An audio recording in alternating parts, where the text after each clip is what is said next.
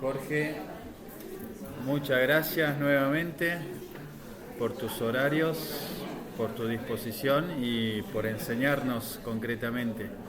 Bueno, acá hay mayor presencia de este día, así que bueno, muy lindo el artículo, Jorge, nunca lo había leído, interesante, muy bueno. Eh, Hasta que me desperté a las 5:30 de la mañana para seguir leyéndolo porque leí 2 veces más o menos. Pero no, muy lindo Jorge, nunca lo había leído. Así que te agradezco, Jorge. Bueno, me alegra, me Bueno, alegra, me alegra. bueno Jorge, Eh, com- sí, ¿Comenzamos? sí, sí. Bueno, perfecto. Muchas gracias entonces a todos una vez más por estar presentes, por tomar su tiempo, a los directivos como siempre por la generosidad y la confianza. Y bueno, la verdad es que como saben la propuesta es tener 3 encuentros. El próximo será el mes que viene, si Dios quiere, y en ese sentido que estos encuentros sean lo más coloquiales posibles. La verdad es que me gustaría en ese aspecto que podamos sacar algunas ideas en concreto, que podamos conversarlas.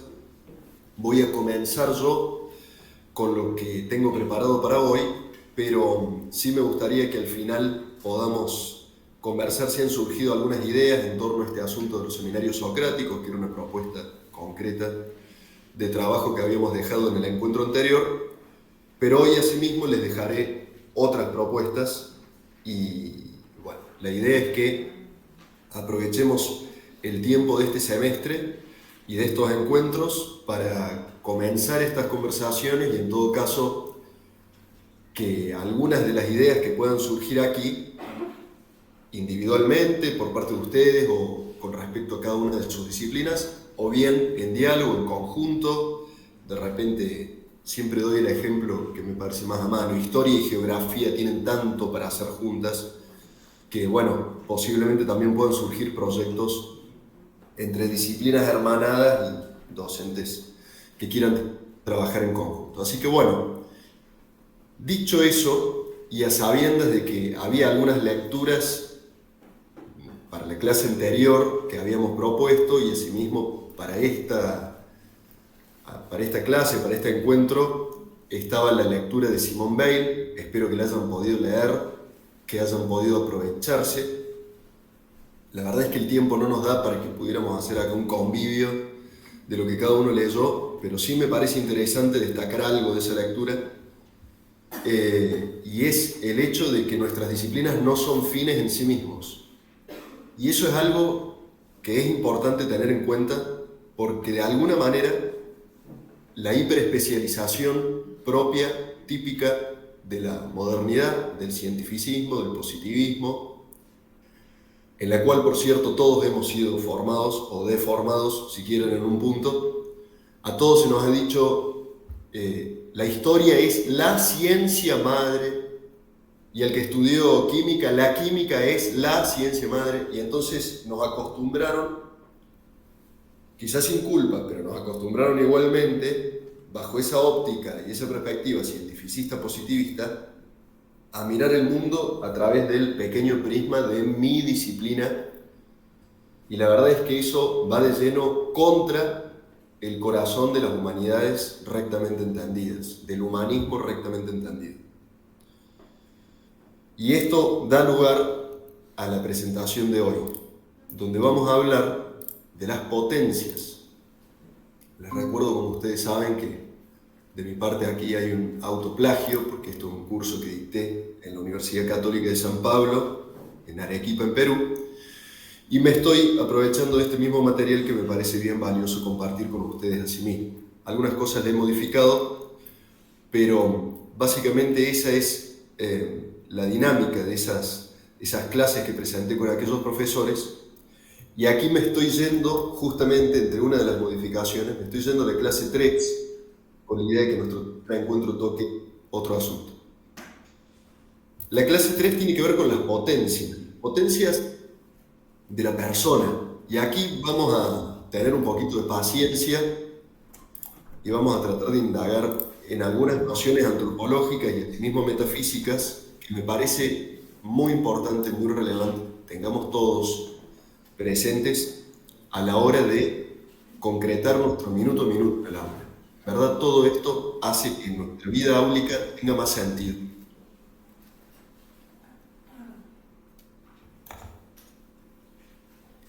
El alma y el cuerpo se perfeccionan y completan recíprocamente. El hombre es una sustancia completa o específica. Esto es fundamental.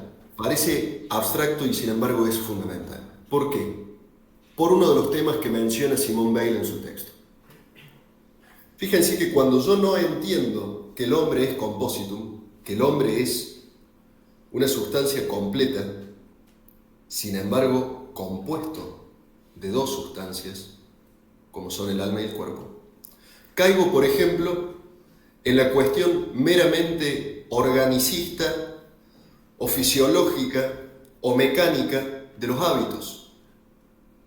Entonces, hagan silencio, siéntate bien. ¿Por qué no me trajiste la tarea? Te dije que... Sin embargo, nunca atiendo al entendimiento que el chico puede hacer, que es un acto reflejo y que lo distingue específicamente del resto del mundo animal. La posibilidad de hacer un acto reflejo que tiene que ver con su conciencia como acto y tiene que ver con su inteligencia como potencia, de volver sobre la situación y de comprender por qué el reto, por qué la advertencia, por qué la amonestación. Entonces a veces caemos en ese control de los cuerpos que con acierto describía y denunciaba Foucault, con perdón de la mala palabra, con acierto y justamente por ver la debacle en la que se había convertido la educación moderna, a la larga sostenía que la escuela era sustancialmente no diferente a una cárcel o a un psiquiátrico. Y tristemente muchas veces pasa eso. Ahora bien, los responsables de que eso no pase somos nosotros, entendiendo que delante no tenemos solamente cuerpos, tenemos también almas. El cuerpo recibe su organización propia y es cuerpo humano en virtud de la información actual del alma racional. Es decir, este cuerpo que pretendo yo controlar, pórtate bien, quédate quieto, hace silencio, o el profesor de educación física, a veces es el más tentado de creer que delante tiene 20 cuerpos, y lo cierto es que no. Delante hay 20 personas cuyos cuerpos están bajo el imperio y la armonía de su entendimiento. Esto tan así es importante que cuando Platón habla en las leyes sobre la educación, justamente insiste en la importancia de formar a los niños, muy particularmente a los niños, por un lado en la gimnasia, que tonifica, estiliza y armoniza sus cuerpos, pero por otro lado en la música. Ustedes saben que la música es la armonía de los números. Nuestra vida es musical. Nuestro entendimiento de la realidad es lingüístico y la lengua es música. O sea, fíjense cómo hay un universo que está detrás del mero hecho de decirle al chico, por ejemplo, en el caso de la educación física, hace este ejercicio, hace este tiro, hace este estiramiento. Lo que yo estoy buscando es una armonía que será más alta mientras más alta sea la comprensión que el chico tiene del ejercicio. Cuando yo le pido al chico, nos olvidemos de la educación física, cuando yo le pido al chico, me avisa cualquier cosa, Alicia, si no se escucha o algo. Ahí corto el micrófono. Ah, ok, gracias. Cuando yo le digo al chico, toma apuntes, yo tengo que entender que lo que le estoy pidiendo al chico y la invitación que le estoy dando es a reflejar en ese apunte una personalización muy profunda de lo que capta o no capta de mi clase. Es decir, la toma de apuntes dice mucho más que aparentemente el mero garabatear un par de frases sueltas. El momento del apunte es un momento de intimidad, de producción escrita, cognitiva, pero también expresiva, que nosotros tenemos todas las clases a mano. Nosotros podemos todas las clases tener 20 pequeños, incipientes escritores en nuestra aula.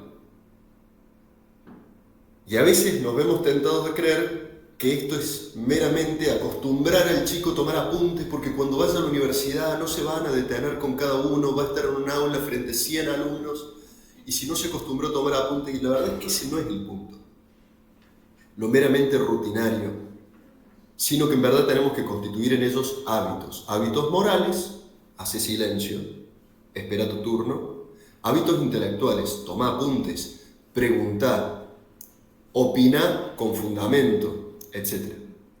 Entonces, todo esto lo podemos reflexionar en torno a estas cuestiones, ¿no? No son meros cuerpos, también son almas capaces de hacer un acto reflejo sobre lo que le ocurre a su cuerpo o lo que le ocurre a su sensibilidad, a su voluntad y a su inteligencia. El alma no puede desarrollar, perfeccionar, ni siquiera ejercer todas las funciones de que es capaz sin la cooperación del cuerpo. Entonces, si por un lado hemos hablado de la jerarquía dentro del compósito que le pertenece a la inteligencia y a la voluntad, ya vamos a hablar con más detenimiento de ellas, también no descuidemos la importancia del cuerpo. ¿Y por qué digo esto? Yo les mencionaba la clase pasada el tema de la enseñanza de la matemática de una manera realista, y les mencionaba el método Singapur. No sé si los profes de matemática o las profes de matemática que estén por allí tomaron nota de esto e hicieron alguna indagación al respecto. Si no es así, ahora sí lo dejamos como una tarea para el hogar y les pedimos que hagan alguna investigación sobre ese tema. Busquen, averigüen. Hay material, no solamente material escrito, sino también material audiovisual en YouTube, etc., del método Singapur. Un método de enseñanza de la matemática que es realista. Esto es fundamental. Si recuerdan, en el encuentro anterior yo les ponía esas imágenes de la abnegada maestra en blanco y negro, con su pizarrón detrás y sus 30 enemigos delante. Y al lado les ponía la foto de ese limonero en flor en plena primavera. ¿Por qué esto? Porque nada hay en el intelecto que antes no se pasó por los sentidos. Es decir, nosotros, tomo el caso de la matemática, del cual me declaro deliberadamente ignorante, pero tomo el caso de la matemática para ejemplificar con este método. Una cosa es que yo al chico, desde el pizarrón al pupitre, le hable de unidades, decenas, centenas. Y otra cosa es que yo, de manera lúdica, haga que el chico juegue con piecitas de madera, así está armado el método, utilizan unas piecitas de madera, con las cuales el chico construye ¿qué? Lo que construye todo chico, un autito, una casita. Ahora, una vez que él ha construido, yo le permito advertir la diferencia que hay entre medidas, entre distancias, entre proporciones, porque aquí ha utilizado el bloquecito de madera que identifica una unidad, aquí el que identifica 2, aquí el que identifica 10, aquí el que identifica 100. Entonces yo, de una manera que es eminentemente realista, hago que el chico vaya de la realidad a la abstracción, lo cual por otra parte es el propio desenvolvimiento de su personalidad. Iniciamos nuestro conocimiento a través del tacto. Gonzalo, si en algún momento digo alguna macana, me avisas. Levantás la mano allá y ponemos mute en el micrófono. A través del tacto, ¿verdad? El chico del gusto es bien sensorial. Golpean, ¿verdad? Se embarran, se llevan toda la boca. Es decir, manifiestan que quieren que la realidad entre a sus cuerpos. Claro, sus sentidos están más aptos, más maduros en un punto que su inteligencia, que todavía no es capaz de hacer ciertas abstracciones que tienen que ver con la racionalidad y que llegarán en una etapa posterior, específicamente la etapa que clásicamente se llama la lógica, es decir, en edades de la adolescencia. Cuando el chico empieza a hacer ciertas abstracciones, a partir de los 7 años ya empieza a ser capaz de entender desde el pizarrón. Entonces uno puede empezar a elevar su grado de comprensión de la realidad. Pero la realidad empezó tocando, gustando. Entonces esto es bien importante, porque se manifiesta allí en nuestros niños que los vamos viendo crecer ese gran principio aristotélico de que nada hay en el intelecto que antes no pase por los sentidos. Por lo tanto, no descuidemos la cooperación del cuerpo al acto educativo. No dejemos a los chicos encerrados en el aula. Hagamos que los chicos, yo sé que logísticamente es un dolor de cabeza llevar a los chicos a la Catedral de Paraná, llevarlos al frente y que vean la estatua de San Martín, llevarlos al río Paraná a hacer canotaje. Yo sé que es logísticamente complicado. Hagamos lo que podamos. Hagamos lo que podamos. Pero tratemos de pensar como educadores cómo puedo hacer que mi disciplina no quede meramente atrapada en el pizarrón. Porque créanme que en la medida en que yo dejo mi disciplina atrapada en ese pizarrón, no lograré jamás que mi disciplina entre en el corazón del chico y por lo tanto nunca jamás entrará en su mente. Recordamos aquello, fíjense, traer de nuevo el corazón. Recordamos aquello que nos ha complacido, que nos ha agradado, que nos ha deleitado, que nos ha interesado, que nos ha tocado el corazón. Puede ser valioso, lo digo para los directivos, en algún momento compartir con los profes la conferencia de Antonio sobre la pedagogía Cordis, donde este punto está allí bien explicado. La pedagogía Cordis, la pedagogía del corazón. Entonces pasemos rápido por esto, pero hay algunas cuestiones que son importantes de tener en cuenta. A veces, si no hemos tenido en nuestra disciplina o en nuestra formación docente, no hemos tenido ninguna formación antropológica o metafísica, a veces nos parece que estas cuestiones son muy distantes, muy ajenas, muy abstractas, quizá para algunos muy aburridas, me dirán. Bueno, pero fíjense cómo tiene impacto directo en nuestro quehacer cotidiano.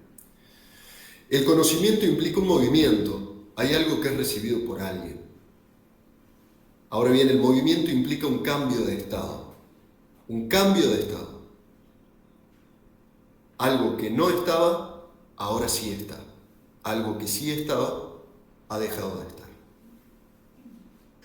Las potencias del cuerpo, las potencias tanto son los sentidos como la voluntad, como la inteligencia. Las potencias son disposiciones, son aperturas que tenemos frente a la realidad.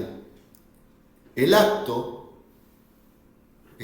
es toda perfección que recibimos. Cuando yo conozco algo, entonces, alguno de ustedes dice, bueno, vamos a desburrar a Jorge y le vamos a enseñar un poco de matemática elemental. Entonces paran ahí y me explican ciertas nociones de matemática elemental.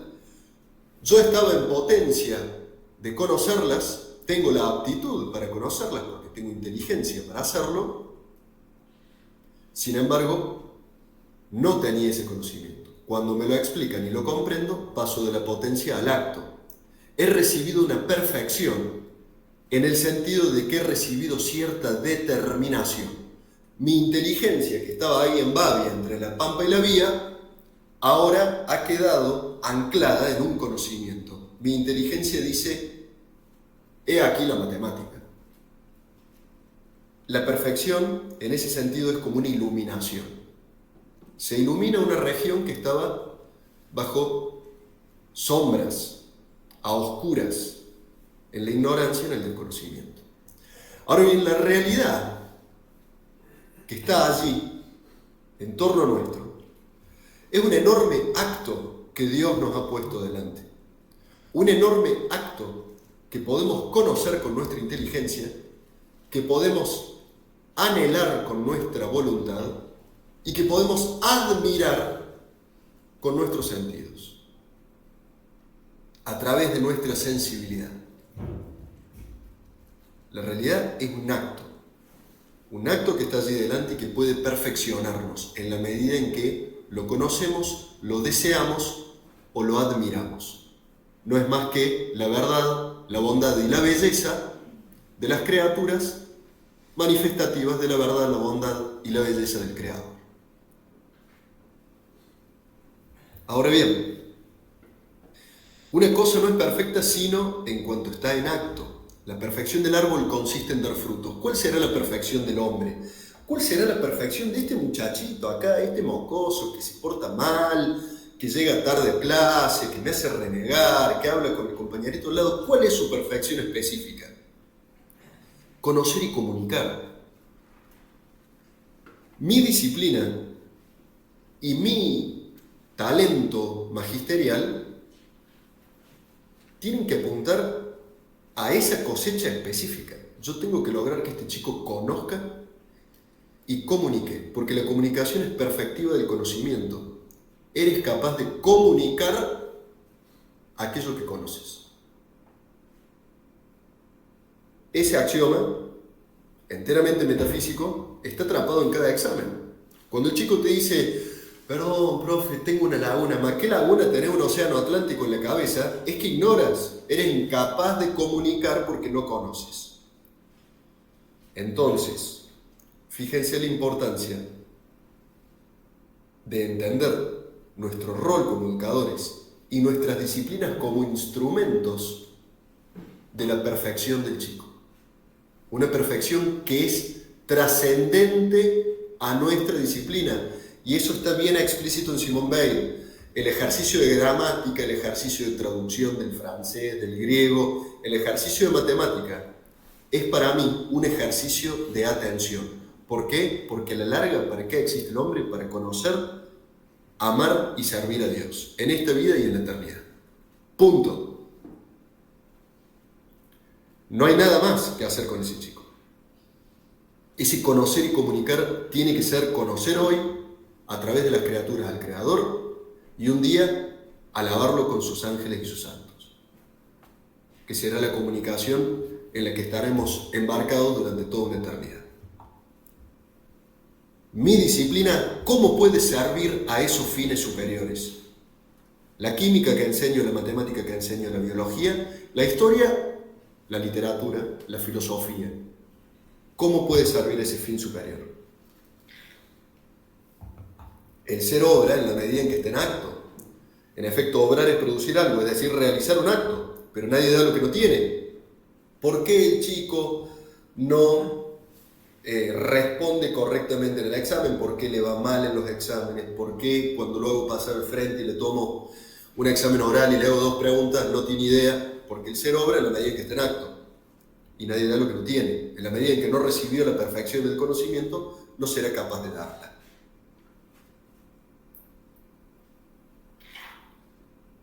Ahora bien, todo ser capaz de cambio está compuesto de potencia y de acto. De acto, porque el presente tiene algo. Por ejemplo, la inteligencia. Tiene la aptitud, tiene la disposición. Pero de potencia porque es susceptible de recibir otra cosa. Ejemplo, el conocimiento. Fíjense que esto va de lleno en contra de las pedagogías que pretenden hacer de los niños una suerte de pequeños reyes que ya lo saben todo, que sencillamente hay que dejar que el niño nos oriente a nosotros, los adultos, hay que dejar que el niño marque sus ritmos, marque sus tiempos, y el maestro se convierte en una suerte de servidor, en el peor sentido de la palabra, de los instintos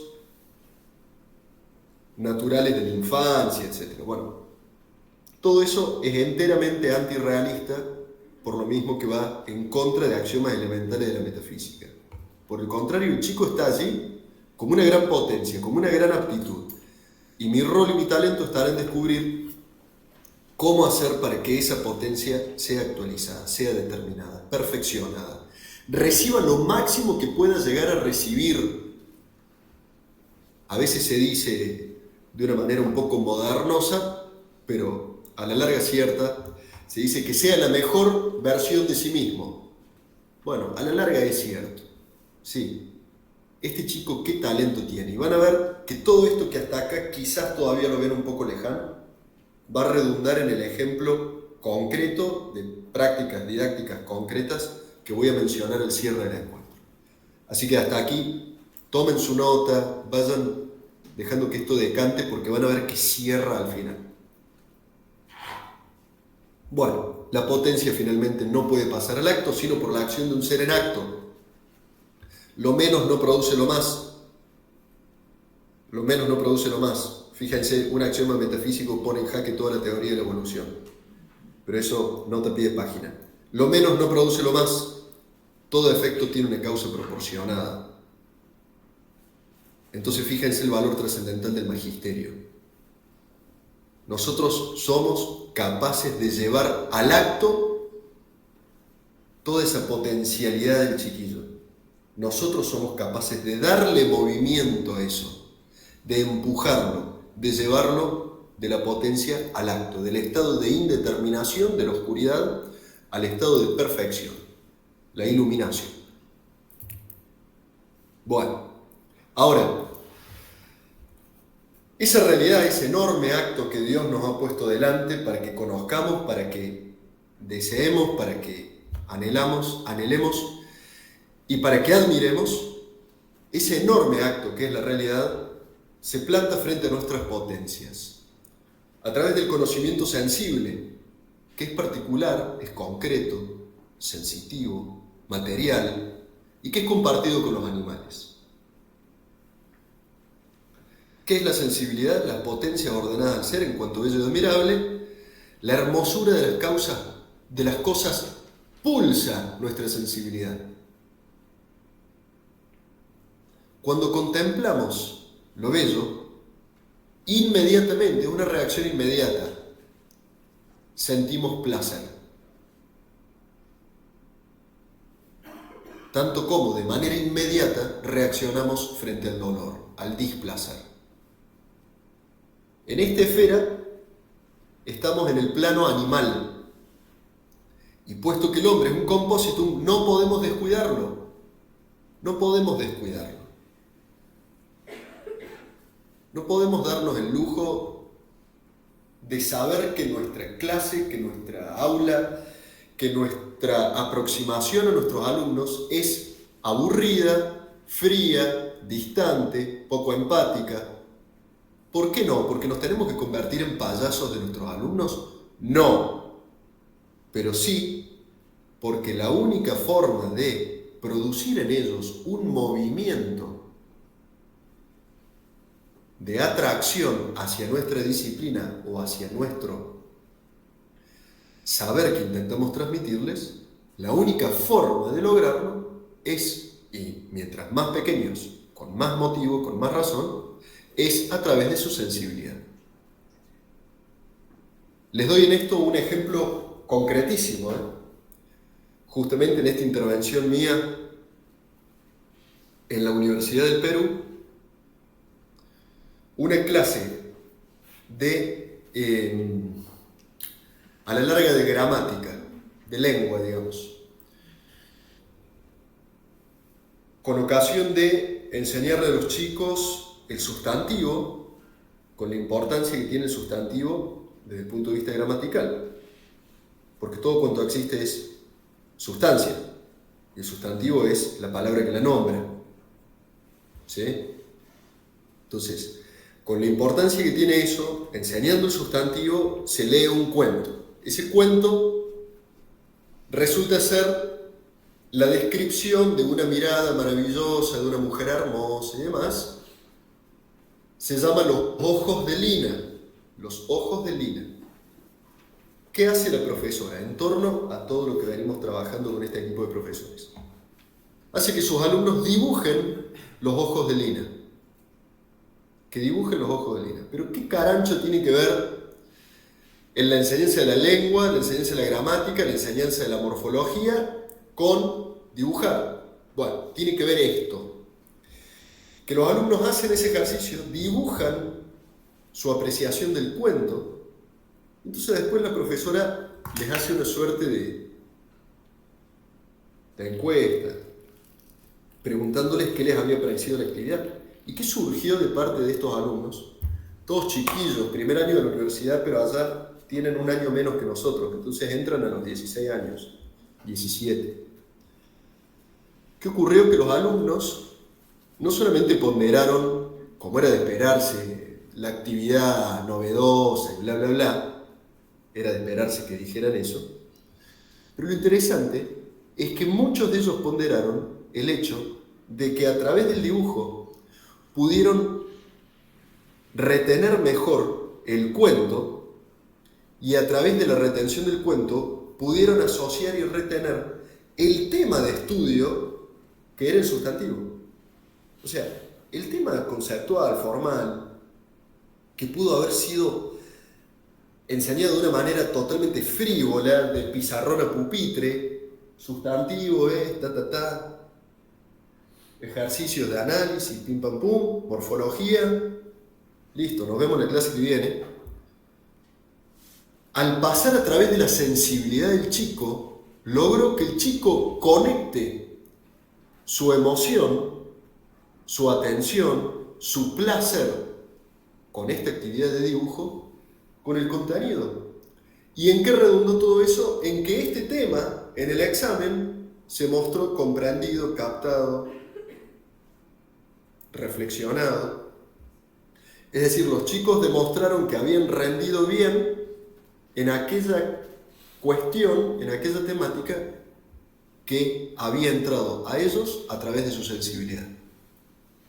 Esto es fundamental, esto es fundamental. Y es un ejemplo concreto que les doy, insisto, vayan hilando todo esto, vayan pensando, veo que muchos de ustedes van tomando notas, vayan pensando cómo puedo hacer yo esto en mi disciplina, porque al cierre del encuentro les voy a dar, insisto, un ejemplo concreto de un programa pensado en base a estos temas. Bueno, por otra parte está el conocimiento intelectual. Es universal, es abstracto, inteligible, es espiritual, es lo que compartimos con los ángeles. Por eso el gran Marechal decía, el hombre es mitad buey, mitad ángel. Mitad buey, mitad ángel. Hay que darle pienso y descanso como el buey, pero también hay que llenar su alma de las cosas más nobles y enseñarle a amar lo eterno, como los ángeles. Ese conocimiento intelectual tiene dos potencias, son nuestras potencias superiores, la inteligencia y la voluntad. La inteligencia, potencia ordenada al ser en cuanto verdadero y comprensible. La realidad que está allí delante somos capaces de conocerla y comprenderla. La verdad de las cosas se impone como una determinación, ¿se dan cuenta? Cuando yo conozco, cuando yo entiendo, hay una región de luz que aparece en mi interior. Qué importante es esto cuando tenemos un chiquillo complicado y uno le dice, ¿qué te pasa? Ese ¿qué te pasa? Vení a hablar conmigo, explícame, ¿qué pasó? Todo eso, de nuevo Gonzalo, si digo macanas me avisás, ese es el arte de la psicoterapia, tratar de iluminar todas esas regiones de no comprensión que tiene el chico. Y lógicamente, mientras más pasional el niño, mientras más pasional la persona, bueno, menos dominio racional o menos dominio reflexivo. Por lo tanto, allí está mi esfuerzo. Vení a hablar conmigo, pensemos, a ver qué pasa. Es importante porque la palabra es siempre el instrumento específico de comprensión de la realidad. Nosotros conocemos la realidad en cuanto la nombramos. Por eso si yo les digo ahora, no sé, les pregunto algo que ignoran completamente, no tendrán palabras para responder. No hay palabras porque no hay conocimiento. En la medida en que el chico dice, no, lo que pasa es que me molesta que Juancito me saque la goma, en ese momento hay dominio. Su inteligencia ha dominado su emocionalidad. Por un instante. Es importante esto. Bueno, la voluntad, potencia ordenada al ser en cuanto bueno y deseable. Las cosas no solamente son verdaderas, sino que además son buenas en sí mismas. Por lo tanto, las cosas manifiestan su bondad y se vuelven deseables a nuestra voluntad. Y esto es fundamental también porque muchas veces se habla de la libertad de una manera un poco irresponsable. Entonces decimos, tenemos que educar espíritus libres, guarda, guarda, guarda. ¿De qué hablamos? ¿Por qué? ¿Para qué? La libertad es como un arma, todo depende, ¿no? Entonces, la libertad ciertamente es la aptitud que tiene la voluntad para elegir ¿qué? Lo mejor. La voluntad está anclada en la búsqueda del bien. No podemos evitar la búsqueda del bien. Todo agente obra, todo ente obra en la procura de su propio bien. Otro axioma metafísico. ¿Cuál es el problema? Que existen los bienes aparentes. El ladrón cuando roba evidentemente está buscando un bien. ¿Cuál es el bien? Y el problema es que es el bien propio. El bien que le reporta el dinero mal habido. La conveniencia de su confort a costa del sacrificio ajeno. Es un bien aparente, falso objetivamente, porque atenta contra el bien común, que es superior al bien individual. Ahora bien, la voluntad está anclada en la búsqueda del bien. Hasta aquí estamos de acuerdo. ¿Qué es la libertad? La libertad es específicamente la capacidad no solamente de buscar el bien de manera general, sino de buscar lo mejor y más perfecto aquí y ahora de manera particular. Entonces, es importantísimo para nosotros atender al cultivo de la autonomía del niño o del muchacho en la senda de la procura de lo mejor. Nosotros queremos que sean autónomos, que sean independientes, que sean libres en cuanto a tener todas las herramientas necesarias para ser perfectos, como nuestro Padre Celestial es perfecto. Por eso cuando yo estoy en el aula, cuando intervengo en una actividad didáctica, cuando hago una corrección, tengo que tener esto muy a mano y muy presente. Hay que enseñar el amor a lo perfecto, la preferencia de lo mejor, incluso en cuanto a algo. Les doy el ejemplo más fresco que tengo. Anoche estaba leyendo Malvinas, un sentimiento del coronel Zeinaldín. Cuando apostan sus fuerzas defensivas en el aeropuerto de Puerto Argentino, el Regimiento 25 de Infantería, comandado por él, manda que pongan un campo minado detrás de sus propias filas. Entonces uno de sus subalternos le dice, mi teniente coronel, ¿por qué vamos a poner un campo minado detrás de nuestras propias filas? Y entonces Zeinaldín les dice, por las dudas alguno, en el fragor de la batalla, tome la enfermedad típica de la guerra, que es el temor. Hemos venido a quemar las naves. De aquí, o volvemos triunfadores o volvemos muertos. Y pone un campo minado detrás de la fila de avanzada. ¿Se dan cuenta cómo le enseña de una manera concreta a sus subalternos la preferencia de lo mejor, aún a riesgo de la propia vida? Si ustedes conectan esto que yo les digo con el texto de Simone Weil, verán que tiene una relación directa. Hay que enseñar la preferencia de lo mejor, incluso aquí, cuando estoy dibujando la A y estoy aprendiendo mis primeras letras. No hagas la A con descuido. No hagas la S rápido. En dibujar la A con todo tu corazón, se te juega la salvación. No estoy exagerando. realmente uno tiene que inculcarles la idea de que en este ejercicio, pones en juego tu salvación. Tu manifestación de amor a Dios está en la perfección de este dibujito, en la perfección de resolver este problema, este ensayo de historia. Aquí pones lo mejor que tienes para dar a Dios, a la patria, a tus padres que recibirán tus calificaciones y a ti mismo.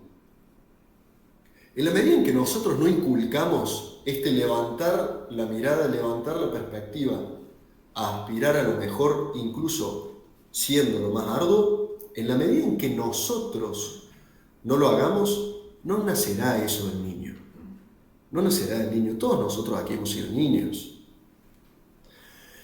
Y siendo adultos, a todos nos gusta aprobar y a ninguno nos gusta estudiar, a todos nos gusta cobrar y a ninguno nos gusta trabajar. Esa es la naturaleza humana, esa es la naturaleza caída.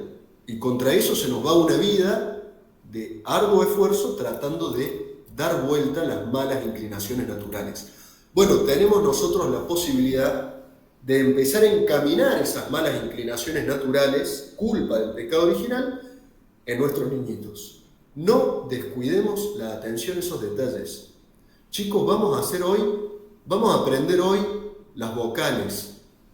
Pero guarda, chicos, todo nuestro corazón está en hacer la A bien bonita.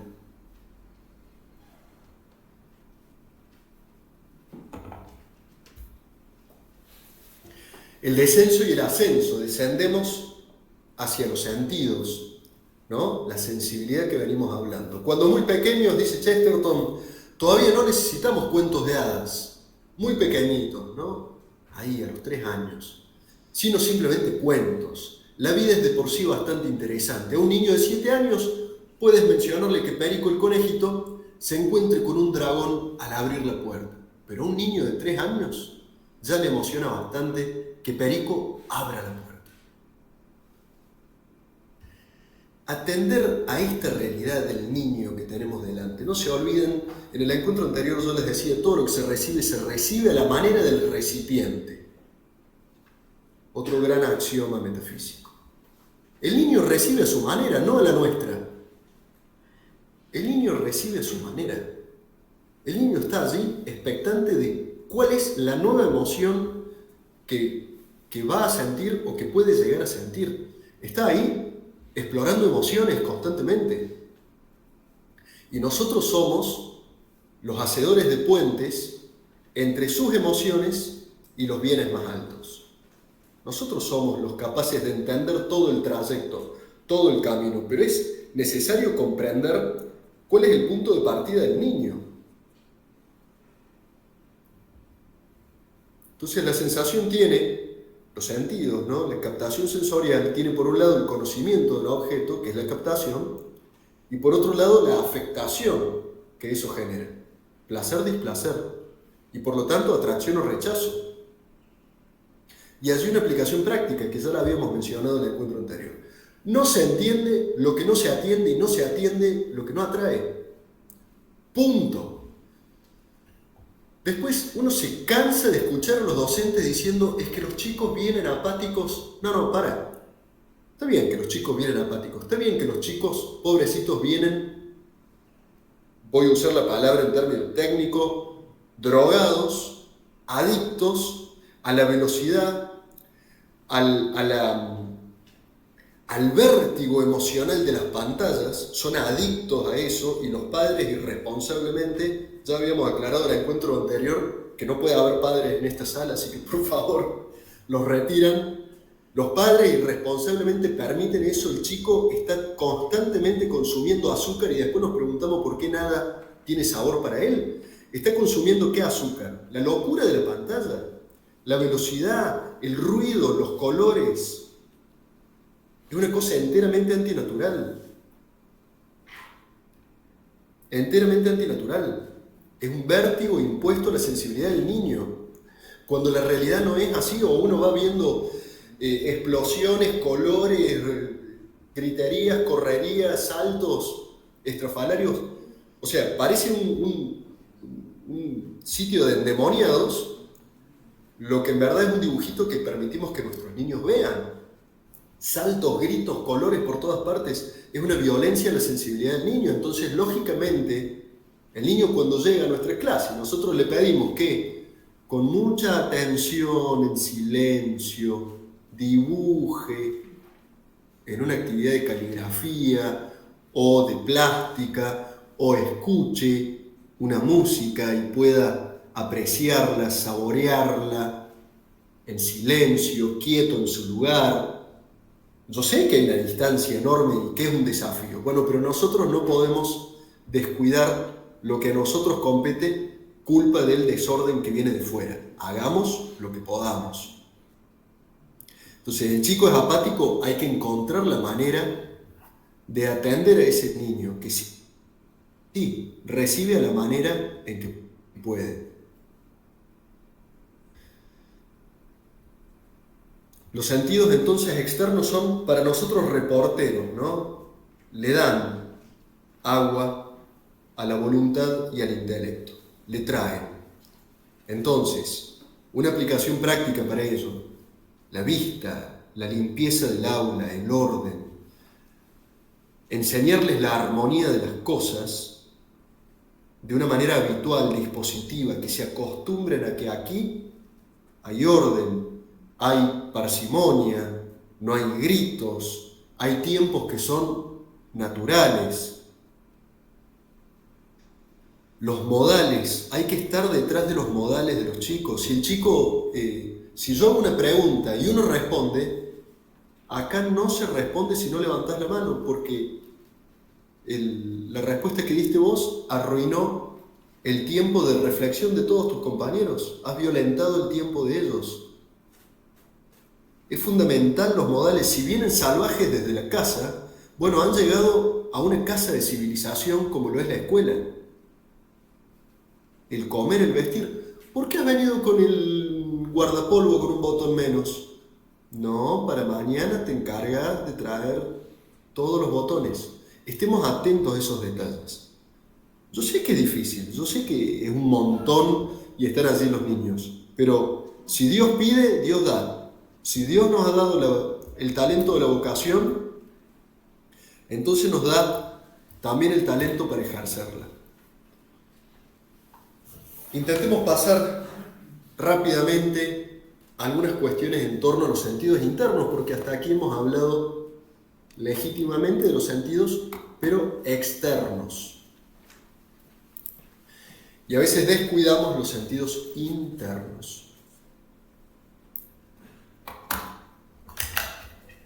Los 5 sentidos externos todos los conocemos.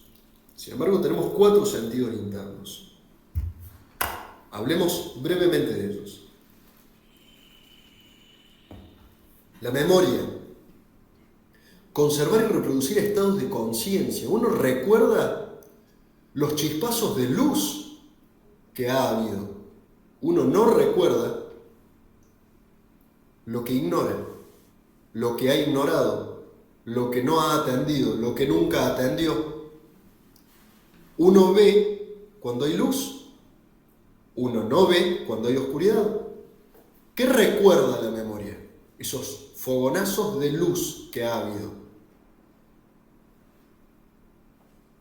Entonces, hay que alimentar esa memoria con la verdad, con la bondad y con la belleza. Hay que ser categóricos cuando hablamos con los chicos. Hay que enseñarles que existe la verdad y que nuestra inteligencia está a su servicio. Que existe la bondad, que existe el bien superior, que existe el bien común. Y que nuestra voluntad, nuestro corazón han sido creados también para su servicio. Y hay que llenar a los chicos de conocimientos, de recuerdos, de sensaciones emotivas y felices. Fíjense que esto lo entienden mejor los publicistas que nosotros, que somos educadores. ¿Por qué los publicistas te ponen en medio del verano más crudo, te ponen la imagen del tipo tomando la Coca-Cola, ¿no? Y exhalando la visión beatífica a través de su boca. ¿Por qué? Porque saben que cuando asociamos placer, recordamos y en este caso compramos. Lo saben y por eso lo utilizan. ¿Por qué no lo utilizamos nosotros? Nosotros tenemos que hacer que la experiencia del niño con nuestra clase, con nuestra disciplina y con nuestra persona como maestros sea placentera, en el más alto sentido de la palabra, es decir, un placer al servicio de la admiración por la belleza. Así. La memoria como tradición. Somos lo que hemos heredado.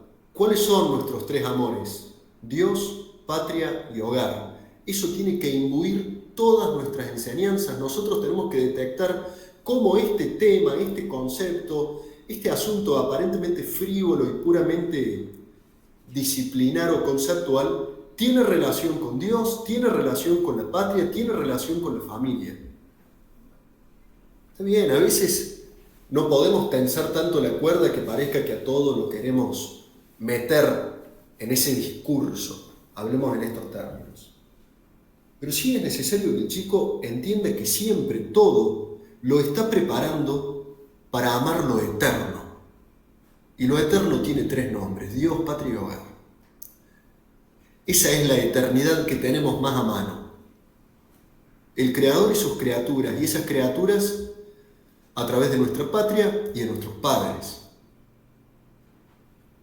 Entonces, siempre podremos pensar cómo nuestra disciplina puede asociar elementos didácticos, pedagógicos, aproximaciones de nuestra parte con estos tres amores. Bueno, la imaginación es fundamental. Está aquella frase de Chesterton también, cuando dice: en las cuatro puntas de la cama de un niño hay un San Jorge. Cuando le enseñas que no existen los San Jorge ni existen los dragones, no lo vuelves más racionalista, sino que lo dejas solo para combatir contra los demonios, que son más reales que los dragones, que son más reales que el propio cuento. Pero a través del cuento, a través del cultivo de la imaginación, lo preparas para enfrentar una realidad de la cual no podrá escapar. El mal está allí. La perversión y la mentira de las ideologías están allí, al alcance de la mano del chico, y hoy literalmente al alcance de la mano del chico. Nuestros adolescentes ya empiezan a utilizar sus celulares, ya empiezan a tener acceso a la porquería de las redes sociales, donde da lo mismo que seas cura, colchonero, rey de bastos, caraduro, polizón. Nosotros no podemos dejar desarmado al chico frente a eso que sin embargo será su realidad. Entonces, la imaginación. El chico tiene que aprender a combatir el error y la fealdad antes del ejercicio real de guerra. Pero no tiene que aprender meramente a combatir. Primero tiene que aprender a amar. No hemos sido hechos para el odio, hemos sido hechos para el amor. Lo que pasa es que amar lo bueno implica, por lo mismo, despreciar y rechazar lo malo.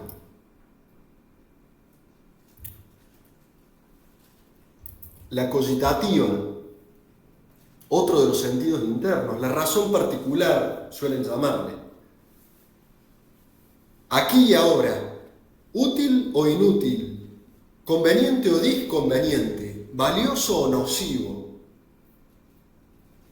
Esto daría para mucho, y no me animo a meterme en este terreno porque está allí Gonzalo presente, que no me va a dejar decir macanas, porque esto es un tema bien interesante en psicología.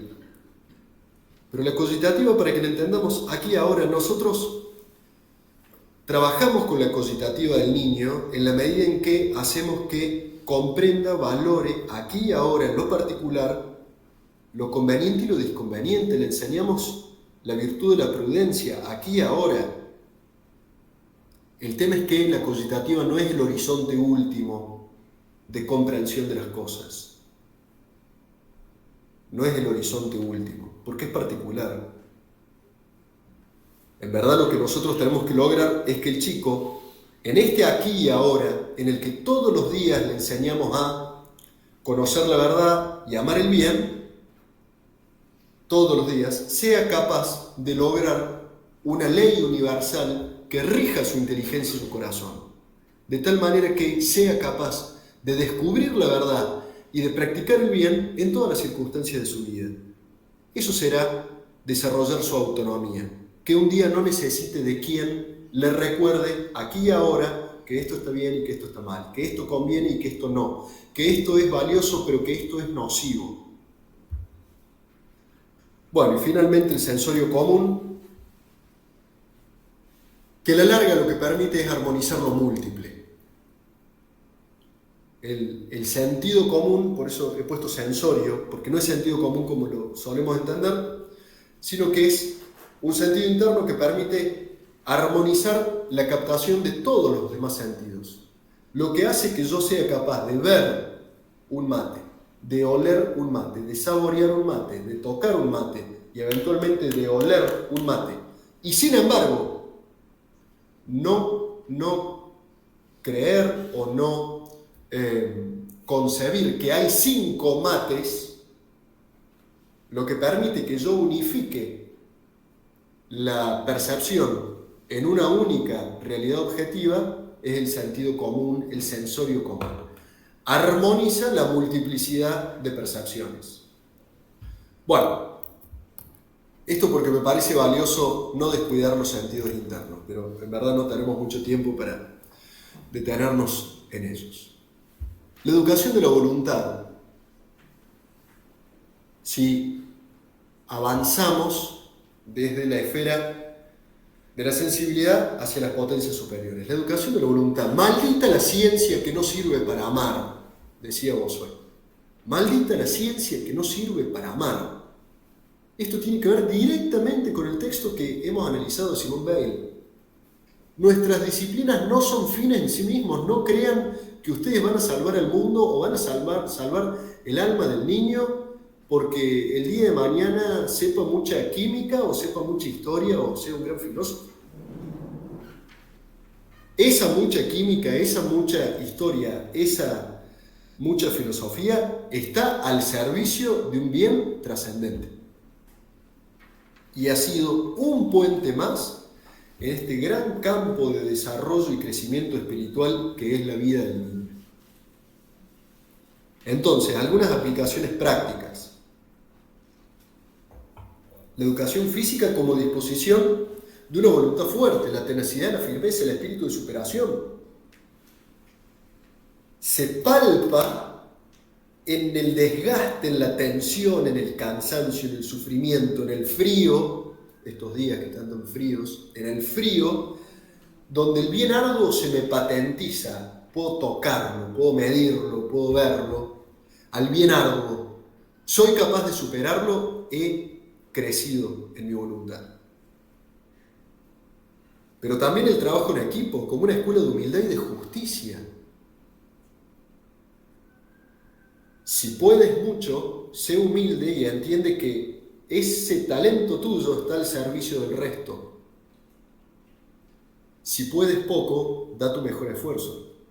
Ahora bien, atiende siempre la justicia, que es dar a cada uno lo que le corresponde. En la medida en que te haces el sonso y no ayudas al resto del grupo con este trabajo, con esta tarea que les he asignado, te beneficias tú pero arruinas al resto.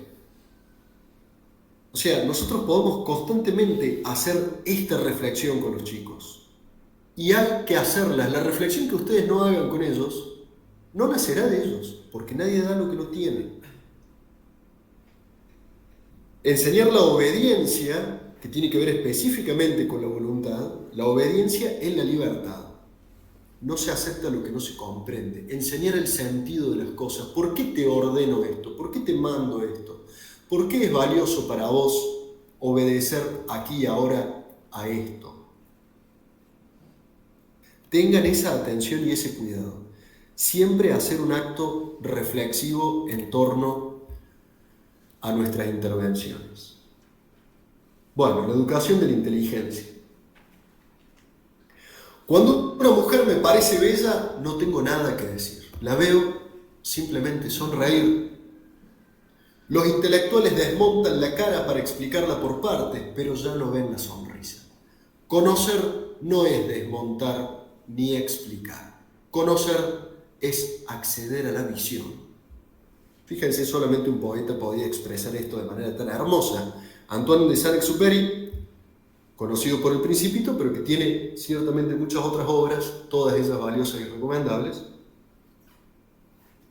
Fíjense que lo que nos está diciendo es cuidado con entender nuestras disciplinas, nuestro ejercicio magisterial, con un trabajo de desarme, de desacople,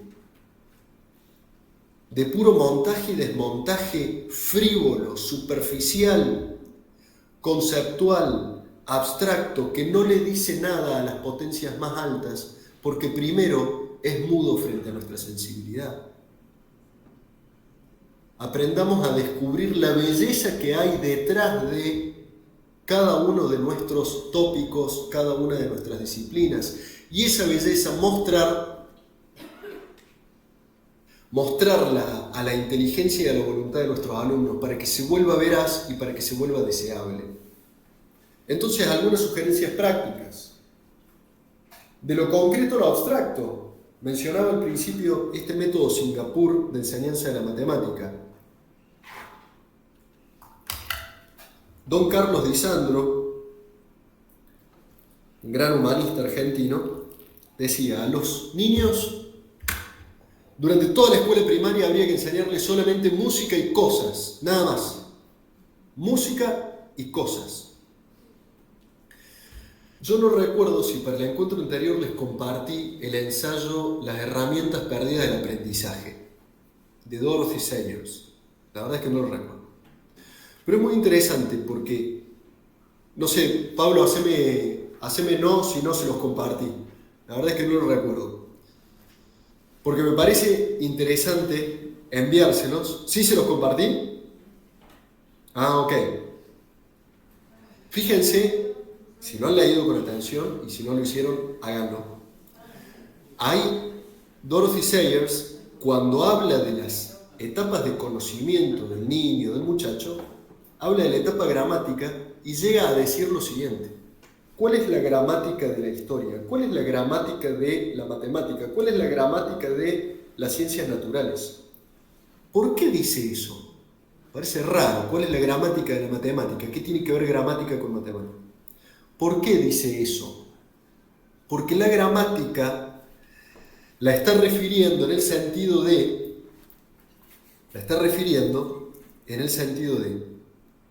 cosas.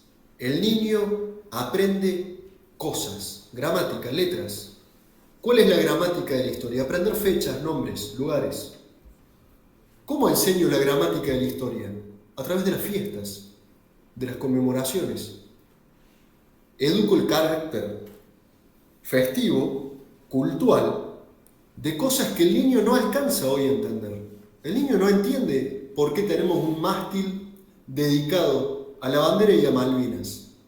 El niño no lo entiende, pero crece en ese sentido cultural de lo festivo, conmemorando, y va metiendo en su interior esta gramática, es decir, esta cantidad de cosas que un día podrá entender. ¿Qué entenderá un día? Solamente aquello que tenga. Aquello que no tenga jamás lo entenderá.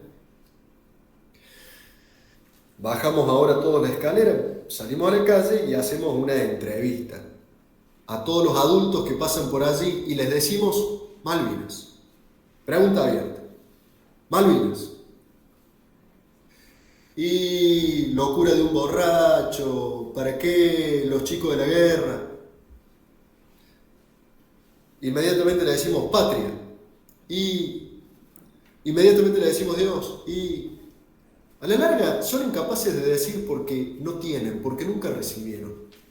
¿Cuál es la gramática de las cosas más altas? Que hoy el niño tiene que recibir todo eso en su corazón. Un día le dará luz con su inteligencia. Un día entenderá, pero solamente entenderá lo que le dimos. Esto es fundamental. Empieza por lo concreto y va hacia lo abstracto. Por eso la conceptualización, el formulismo, esta cosa de dejar atrapada toda la disciplina en un pizarrón, violenta pedagógicamente al niño.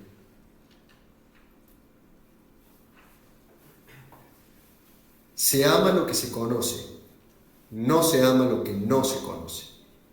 Por eso, allí les digo, hay que demostrar la faz amable de nuestra ciencia, transmitirles a ellos la bondad de una verdad que bien puede ser perfectamente pura y dura, científica, pero que sin embargo tenemos que ser nosotros quienes podamos transmitirles esa afección al hecho conceptual o abstracto. Bueno, avancemos un poquito hacia esto que ya es el cierre de este encuentro. Aquí tienen ustedes el ejemplo concreto que les venía prometiendo desde un comienzo. Esto fue un programa, ¿alguien conoce? Levanta la mano si alguien alguna vez escuchó hablar de esto. El Integrated Humanities Program de los profesores Nellick, Quinn y Senior. Posiblemente el profesor Senior sí lo conozcan, la restauración de la cultura cristiana y demás, pero no sé si conocen qué fue este programa de humanidades integradas. Creo que nadie levantó la mano, así que doy por supuesto que no lo conocen. Con más razones me parece valioso traerlo hoy. Como les digo, con esto dejo de aburrirlos. Esto es un extracto de la conferencia Educación por las Musas de Dennis Quinn. Y Dennis Quinn decía, ¿qué entiendo por educación por las musas? ¿A qué me refiero? Bueno, las musas son las deidades de la poesía, la música, la danza, la historia, la astronomía. Ellas introducen al joven en la realidad del asombro. Es una educación total que incluye el corazón, la memoria, las pasiones, la imaginación, lo mismo que el cuerpo y que la inteligencia. Moviliza la emoción humana, el asombro.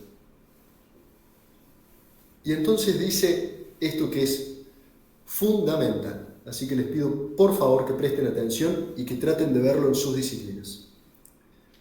Dice Quinn, en la educación moderna existe la tendencia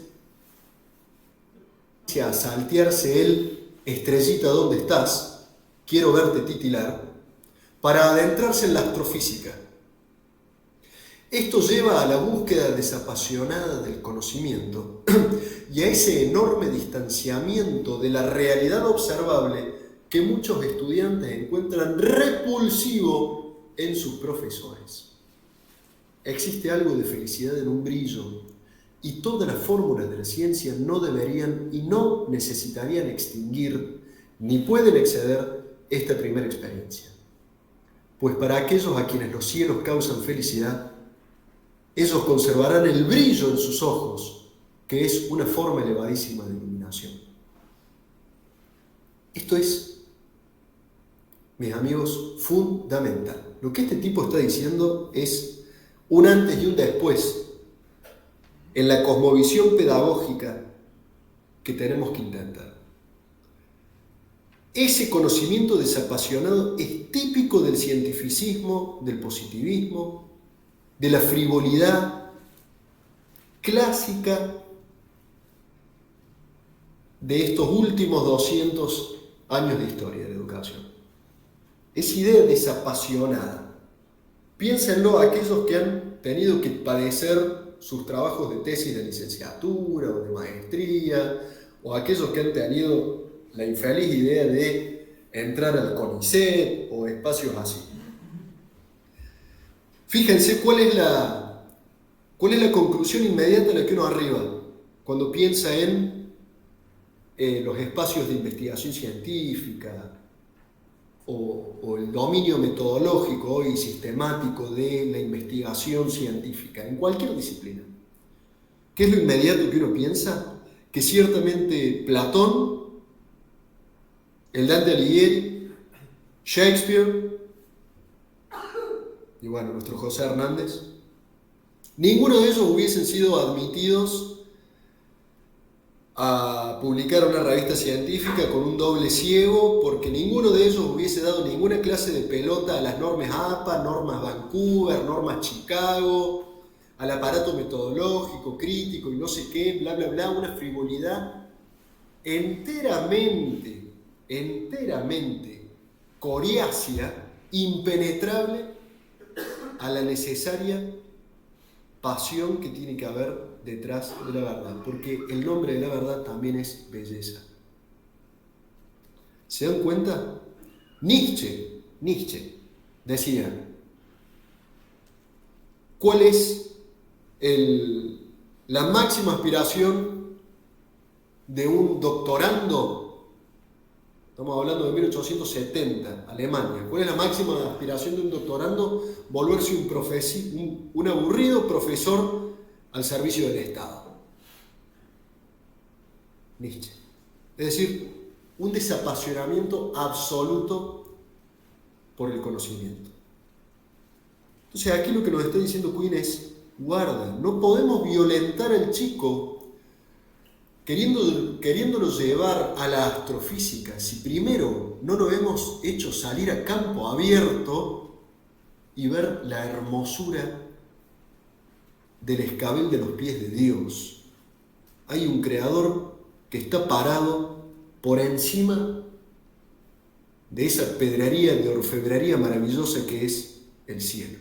En la medida en que nosotros no somos capaces de hacer eso como maestros, no podemos pretender que el muchacho deje de ser apático, distante, desinteresado y que por lo tanto, por supuesto, rinda mal, no aprenda, se comporte mal en la clase.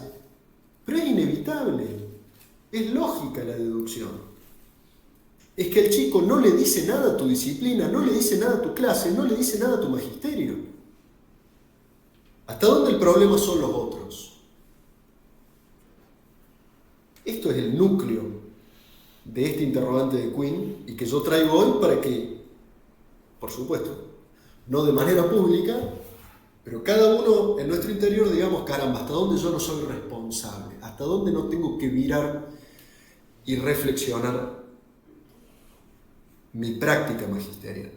Bueno, y con esto sí cierro.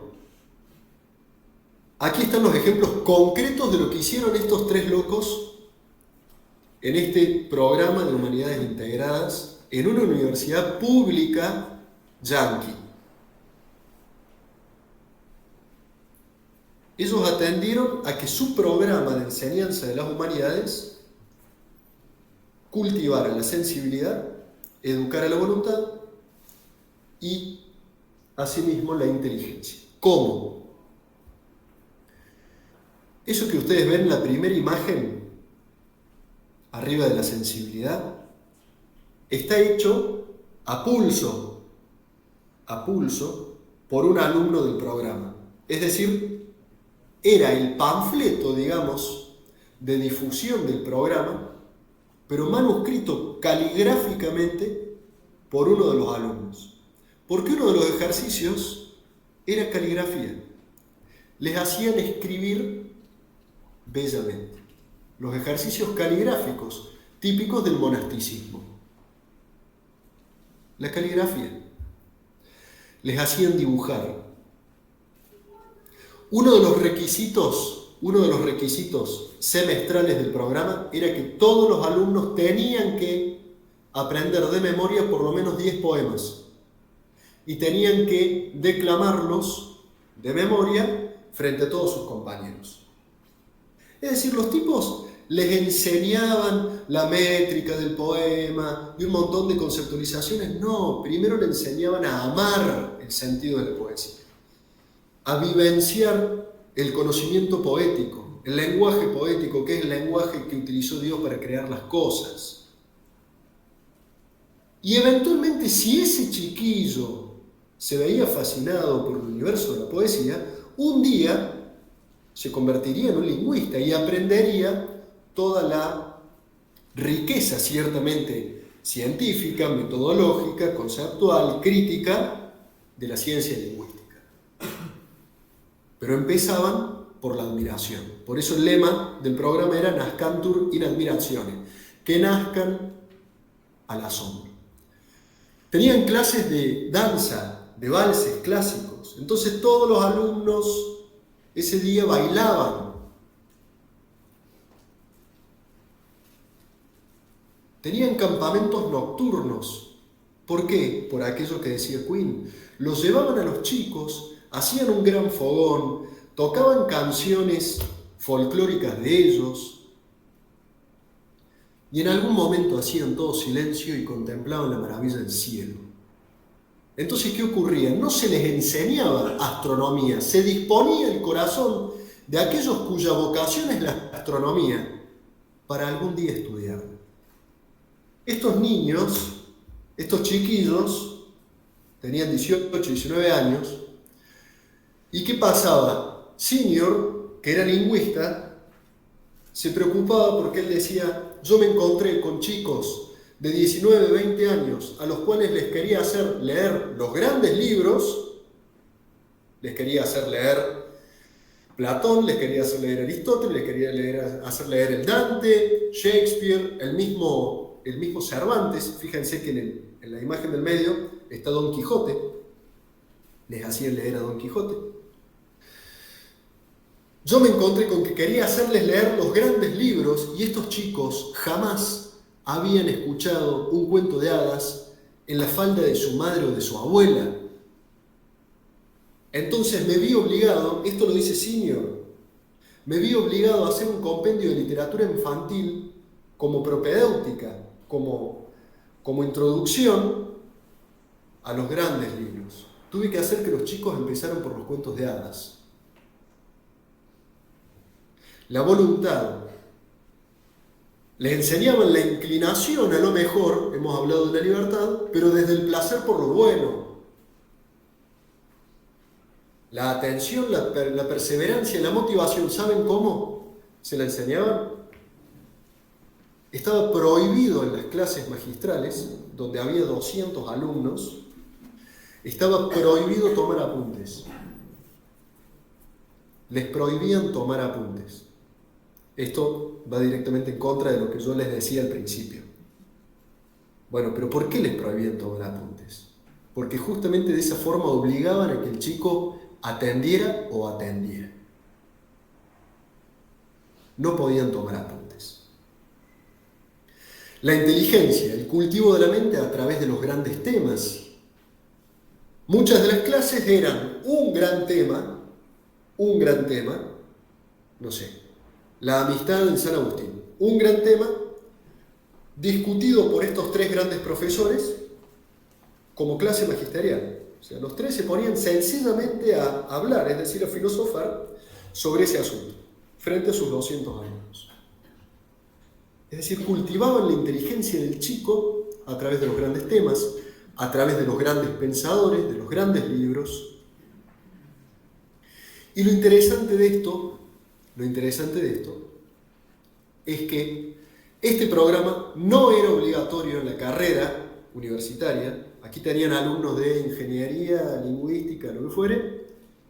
No era obligatorio. Además, era un programa absolutamente libre, o sea, se inscribían solo aquellos que querían. Y lo que comenzó siendo un puñado de locos, lógicamente se convirtió en un programa de tanto impacto en la universidad y por lo tanto a través de la universidad de impacto en la comunidad, ciudad de Kansas, si bien recuerdo, que eventualmente 10 años después empezaron a darse conversiones al catolicismo. El programa no tocaba temas religiosos de manera, digamos, formal o explícita, pero empezó a haber conversiones al catolicismo porque los tres profesores eran católicos. Entonces, inevitablemente, frente a los grandes temas y los grandes pensadores, muchos alumnos se inquietaban con las preguntas trascendentales y empezó a haber conversiones. Un grupo de alumnos del programa terminan haciéndose benedictinos en Europa y se vuelven a Estados Unidos y fundan un monasterio benedictino en Estados Unidos, que todavía existe. Y entonces, ¿qué ocurrió? Lo inevitable, que el mundo les movió guerra, que tuvieron una suerte de juicio académico dentro de la universidad, porque fueron acusados de hacer proselitismo religioso, y eventualmente el mundo fue más fuerte que ellos, como suele ocurrir, y se dio de baja el programa. Ahora bien, lo que ellos lograron perdurará para siempre, y a través de sus discípulos, sus cuantiosos otros discípulos, como podemos ser nosotros hoy mismo, tomando la experiencia y el esfuerzo que ellos hicieron para nosotros ver qué podemos hacer al respecto. Y hasta aquí llego entonces por hoy. Nos hemos excedido unos minutitos de lo propuesto por Pablo. Me gustaría, si hubiese tiempo, ver si hay alguna consulta, sugerencia, observación, comentario. Incluso sé que teníamos previsto hablar sobre los seminarios socráticos, pero bueno, entiendo que tienen ustedes otras actividades, así que lo dejo a criterio de Pablo. Pero de mi parte, eso es todo y muy agradecido por la atención. Quedamos comprometidos para ver si hay preguntas para la próxima clase con Jorge. Si nos puede pasar a Adriana, a Alicia o a mí para realizar con respecto a estos dos encuentros que hemos tenido. Excelente, excelente, a disposición de ustedes para lo que cumplan. Bueno, muchas gracias por su tiempo. Bueno, Jorge, muy claro y bueno, muchísimas gracias por todo. Un fuerte abrazo, Dios los bendiga, ánimo, hasta la próxima, chau chau.